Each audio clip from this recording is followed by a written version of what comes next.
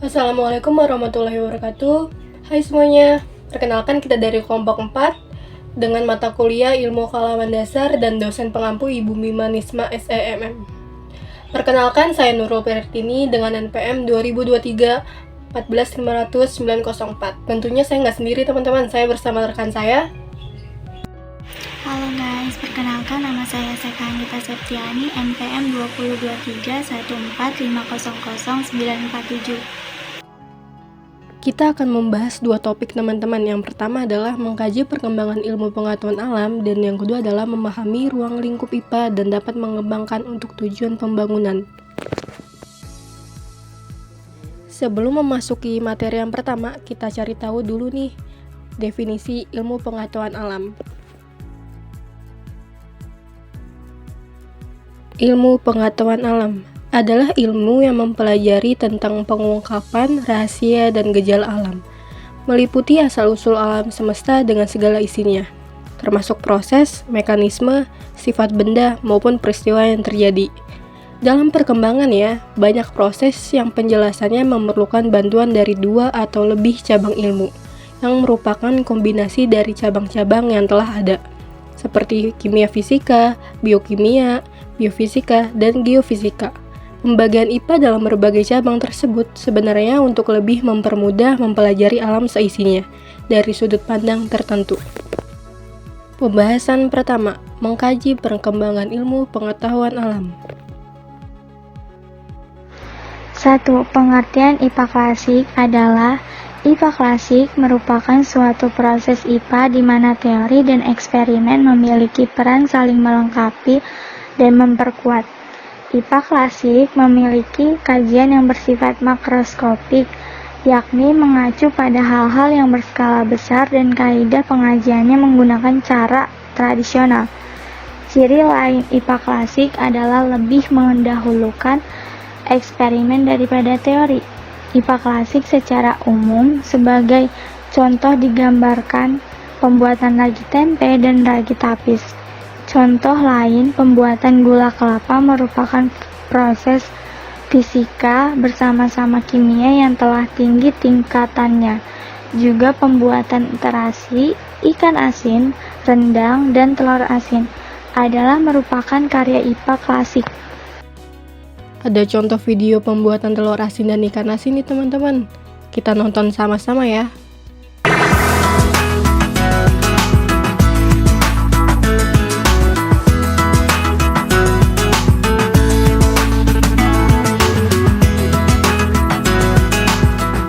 Telur asin. Makanan yang satu ini banyak digemari orang karena rasa asinnya yang sudah meresap ke dalam telur.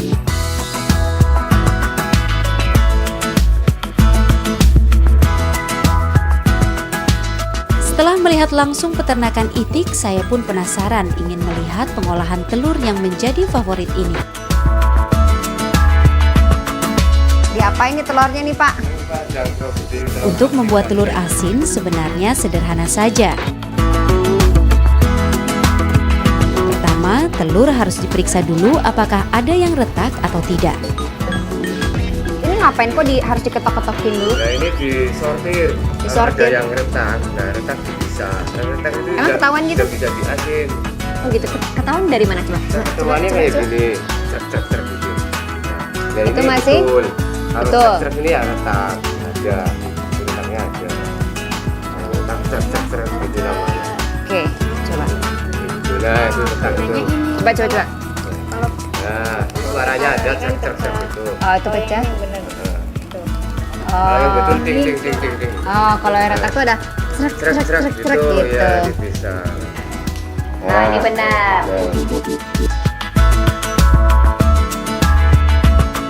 Setiap telur itik yang akan diasinkan dilumuri adonan. Adonan ini terbuat dari lumpur dan garam yang sudah dicampur. Setelah tercampur, barulah ditaburi abu, agar tidak lengket satu sama lain. Kemudian telur itik disimpan selama 15 hari. Mau lebih, boleh-boleh saja, tergantung selera. Semakin lama disimpan, telur akan terasa semakin asin.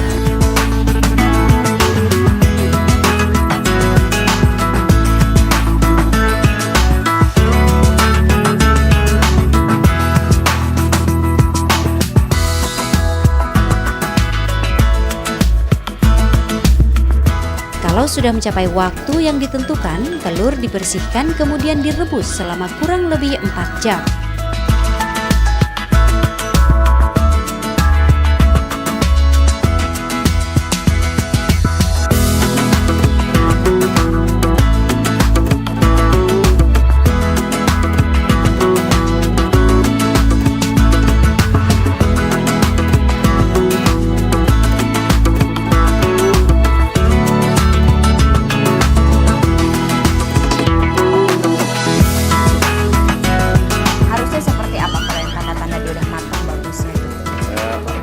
Ya kalau mana itu bagus ya itu merah-merah itu ya kal gitu kalau Ral gitu. ya kal masir gitu ya itu makanya Masir. seperti Coba dijelaskan Pak, masir Ya. itu apa? Apa teksturnya yang seperti pasir, ada ya jontor-jontornya ada gitu? termasuknya kinel-kinel kalau dimakan itu ada rasa-rasa pasir lah gitu. Tapi kalau melinda rasa gitu kan masih Kalau pahit. kalau misalnya seperti telur biasa, kayak telur ayam biasa Iya. itu berarti belum masir Belum ya. masir gitu. Iya, ngerti. Kalau telur bebek itu biasanya suka seperti terasa bukan Iya, halus di iya. mulut ya pada bagian Iya, halus, kuningnya. jadi kan, Itu masir ya namanya ya. Iya masir. Dan rasanya tuh khas gitu. khasnya aja. Dan biasanya minyak-minyak keluar. Iya minyaknya keluar. Itu ya biasanya enak ya Pak ya. Enak lebih enak. Saya jadi nggak Iya, sabaran Pak. pengen nyobain.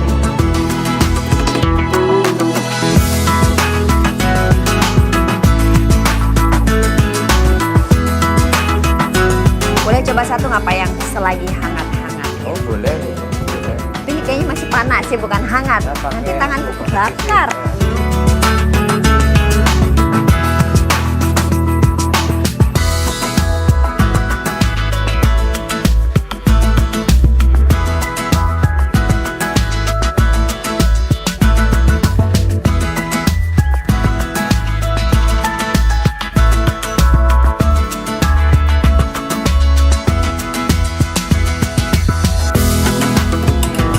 Ini ada minyak-minyaknya kan ada. Jadi ini nih tanda-tanda yang bagus, Iya. masih ada minyaknya. Kalau ini harus dimakan ini rasa-rasa pasir gitu. Itu ada Memang saya tuh paling seneng Iya. ya Pak kalau bisa makan telur asin tuh bagian kuningnya. Ya ini yang kuning-kuning paling enak. Ini, telur asin hangat. Jarang kan makan seperti ini telur asin hangat. Jarang. Langsung. Kadang-kadang kebetulan gitu.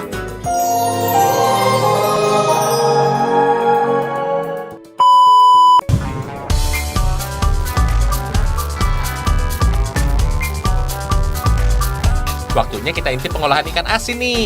Sebenarnya cara ini sebagai proses pengawetan ikan secara alami. Garam digunakan untuk menghambat pertumbuhan bakteri di dalam daging ikan. Cara mengolahnya simpel kok. Ikan yang sudah bersih tinggal dimasukkan ke dalam wadah berisi air. Lalu taburi garam kasar ke seluruh permukaan wadah. Pems, kemudian garam sangat menentukan proses pembuatan ikan asin. Garam yang biasanya dipakai adalah garam dapur murni yang banyak mengandung natrium klorida. Tinggal diamkan selama 12 jam supaya garam terserap ke dalam daging ikan dengan baik, Fems. Kalau sudah begini, bakteri di dalam tubuh ikan bisa terhambat bahkan terhenti. Selanjutnya rendam ikan dalam air mendidih selama 5 menit. Baru deh, jemur. Proses penjemuran ini membutuhkan waktu 2 hari sampai ikan asin benar-benar kering.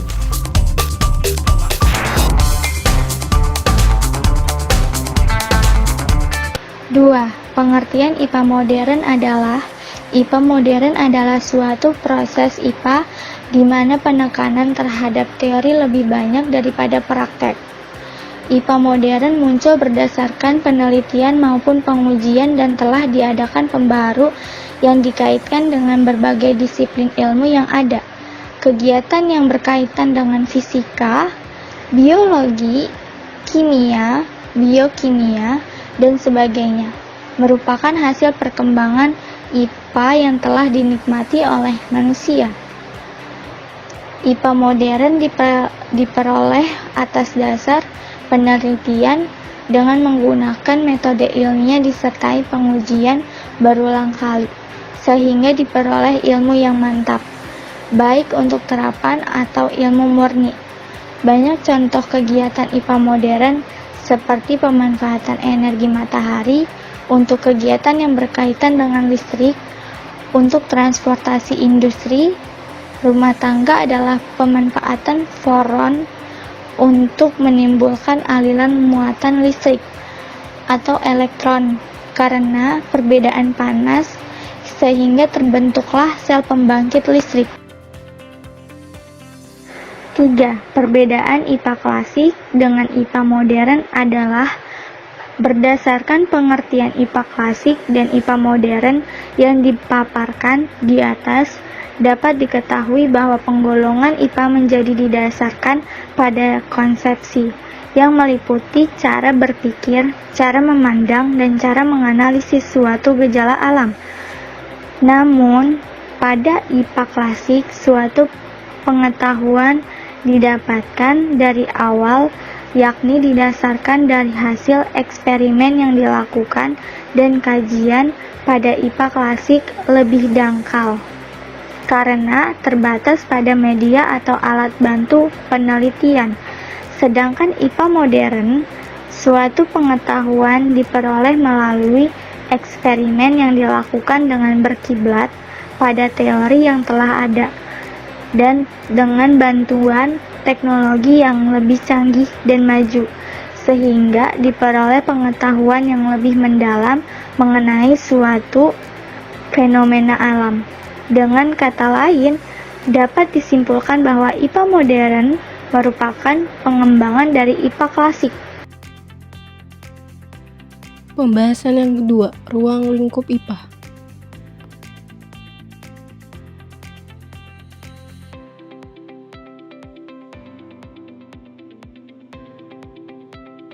Berdasarkan beberapa argumentasi ilmu pengetahuan dibedakan atas dua, yaitu yang pertama, ilmu pengetahuan sosial dan budaya, yaitu ilmu yang mempelajari tentang hubungan manusia dengan lingkungan sosialnya.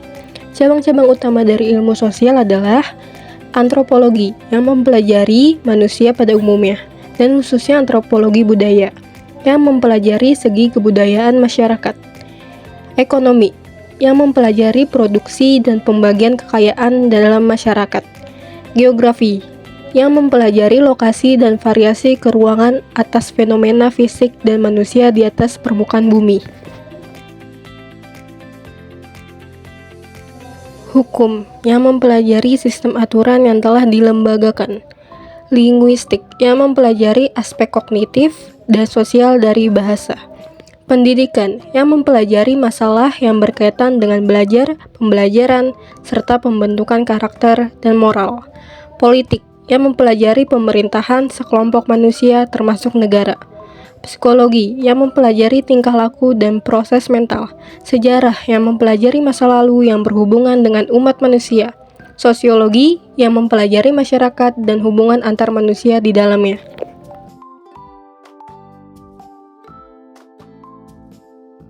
Sun dan Roberts merumuskan bahwa sains merupakan kumpulan pengetahuan dan proses. Sedangkan Kuslanstone menyebutkan bahwa sains adalah kumpulan pengetahuan dan cara-cara untuk mendapatkan dan mempergunakan pengetahuan itu. Cabang-cabang utama dari ilmu alam adalah astronomi, yaitu cabang ilmu alam yang melibatkan pengamatan benda-benda langit seperti halnya bintang, planet, komet, nebula, gugus bintang, atau galaksi, serta fenomena-fenomena alam yang terjadi di luar atmosfer bumi. Biologi atau ilmu hayat adalah ilmu yang mempelajari aspek fisik kehidupan. Objek kajian biologi pada masa kini sangat luas dan mencakup semua makhluk hidup dalam berbagai aspek kehidupannya. Ekologi, yaitu ilmu yang mempelajari baik interaksi antara makhluk hidup dan lingkungannya. Fisika adalah sains atau ilmu tentang alam dalam makna yang terluas. Fisika mempelajari gejala alam yang tidak hidup atau materi dalam lingkup ruang dan waktu. Geologi adalah ilmu yang mempelajari bumi, komposisinya, struktur, sifat-sifat fisik, sejarah, dan proses pembentukannya. Ilmu bumi adalah suatu istilah untuk kumpulan cabang-cabang ilmu yang mempelajari bumi.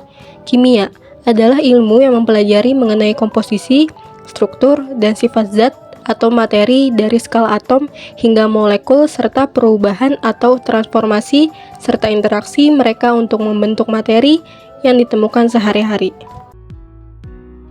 Kesimpulan dari materi kita adalah bahwa ilmu pengetahuan alam akan terus berkembang seiring dengan zaman dan akan ada penemuan perkembangan teknologi yang baru.